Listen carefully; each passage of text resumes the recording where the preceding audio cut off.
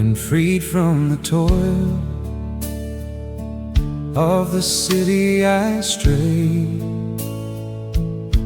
to the spot where my fathers in childhood did play, to the green trestled hedgerows, the bracken and fern, and the church where they worshipped in sweet Ballycairn. Its old withered tombstones, though touched with decay, still speak of the splendor that once held the sway.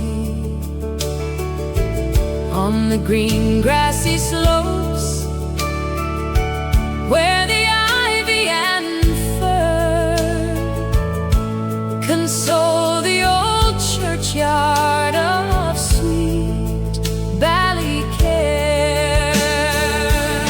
So fair is the spot, 'tis bedimmed to the eye, and the bosom air thrills with a soft breathing sigh